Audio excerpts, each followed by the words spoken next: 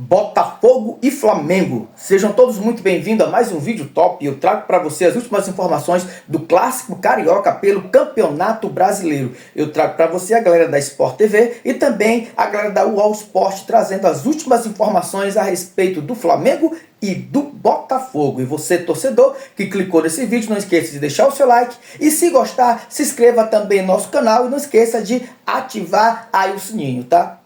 Botafogo e Flamengo. Eu vou começar pelo Flamengo. Vamos começar pelo Mengudo. Trazer aqui Débora Gares para falar da preparação, minha amiga. Bem-vinda ao Taon. Que o Flamengo ainda tem mais um treino hoje, aí concentra todo mundo bonitinho para ir direto para o jogo. E isso é uma coisa que o Leonardo Jardim, pelo menos nas primeiras apurações, né, quando a gente conversa com as pessoas, nessa convivência, ele está fazendo questão da presença, de conhecer bem os jogadores, deixar todo mundo juntinho e unido nesse começo de trabalho. É isso, Joana. Boa tarde para você, para todo mundo ligadinho com a gente. É uma novidade, inclusive, né, para esse elenco, pensando aqui num retrospecto mais recente, né, fazer essa concentração de véspera lá no CT Ninho do Urubu. Hoje a programação é a seguinte: os atletas chegam às 5 horas da tarde, fazem o treino do dia, já ficam concentrados e costuma ter trabalho na manhã do dia seguinte também, viu? No jogo contra o Cruzeiro, o último disputado pelo Flamengo, teve ativação muscular para os jogadores, teve inclusive treino de bola parada. Então, é uma tentativa do Jardim de conhecer o elenco, de aproximar todo mundo, mas tem trabalho envolvido nisso também. O Lucas Paquetá, que sofreu uma fratura na mão direita nesse último jogo, na vitória sobre o Cruzeiro, ele postou uma foto nas redes sociais mostrando a mão imobilizada e o Flamengo já disse que ele pode treinar e jogar normalmente, ou seja, não preocupa para essa partida.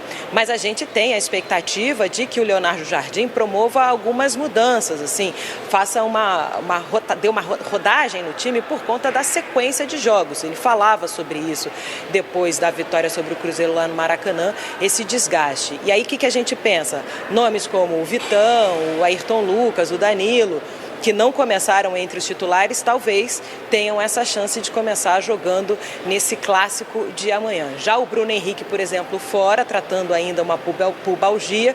E o De La Cruz não costuma jogar em gramado sintético, tá? Então a gente ainda vai ver, lógico, aguardar esse treino de tarde, que é quando a gente vai ter mais definições do que o Leonardo Jardim está pensando para esse jogo, mas não costuma treinar. Eu falei do Bruno Henrique tem um ótimo aproveitamento nesse clássico, né? Rei dos clássicos e provoca, faz chororô nas vitórias que o Flamengo já teve, tá fora, mas o retrospecto do Flamengo como um todo é muito bom jogando contra o Botafogo lá no estádio Newton Santos.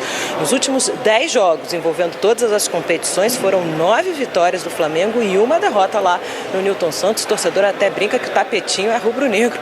Vamos ver como é que vai ser essa partida amanhã, né, Joana? Marcada para 8h30 da noite. O Flamengo está em 6º lugar no Campeonato Brasileiro com 7 pontos somados, querendo subir, entrar no G4, se aproximar aí dos líderes da competição. Volto com você, minha amiga. Obrigada, amiga, pela participação aqui. Boa sexta-feira, bom final de semana para você, trazer os detalhes dessa preparação do Flamengo. E seus fofoqueiros, eu sei que vocês querem saber, será que o Leonardo Jardim vai no casamento que ele tinha, que era hoje, lá em BH? Não vai, tá? O Flamengo é muito favorito, tem vencido as partidas contra o Botafogo desde o 4-1, os últimos 5 jogos não perdeu, são 4 vitórias e um empate. Desde o 4-1 do Botafogo no Newton Santos no segundo turno de 2024, o campeonato que o Botafogo venceu, o Botafogo não ganhou mais do Flamengo. O Botafogo está num momento de turbulência que tem a ver com a formação e os resultados da equipe. 6 vitórias, 6 derrotas e 2 empates em 14 jogos do Martin Anselmi. Mas não é só com isso, a entrevista do Alex Telles é muito relevante depois da derrota para o Barcelona de Guayaquil. À medida em que você cria uma crise de confiança no vestiário, isso se espalha e você não vai treinar com a mesma... Não é que o cara vai de corpo mole, você não consegue sair para trabalhar com o mesmo entusiasmo que você tinha.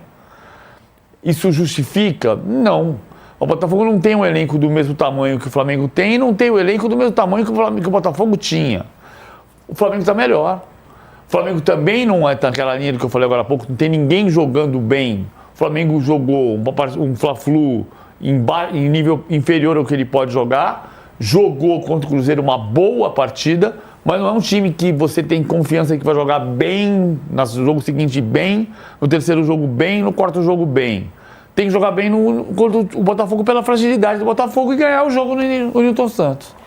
Gina de Arrascaeta, no último jogo ele e o Paquetá se encontraram muito bem em campo, foi um dos melhores jogos, talvez o melhor jogo do Paquetá desde que ele chegou ao Flamengo, e deu certo isso, mas a gente tem que ver de fato essa questão física, né, e essa questão do encaixe também, Gabriel, de um Flamengo que vinha numa instabilidade muito grande, mas aí troca o técnico, conquista um título carioca, né, o que já dá um ânimo, um gás a mais, e vem de uma boa vitória contra o Cruzeiro. Então, por mais que o ano tenha começado muito ruim, agora é um Flamengo que dá uma virada. E do outro lado, o Botafogo passa pelo contrário, de uma eliminação muito dolorosa, de protestos da torcida no CT, de a diretoria ter que ir na porta do CT para conversar com a torcida, e um clube, né, esfacelado internamente por questões estruturais. Então, por mais que o Flamengo não esteja voando, são momentos diferentes.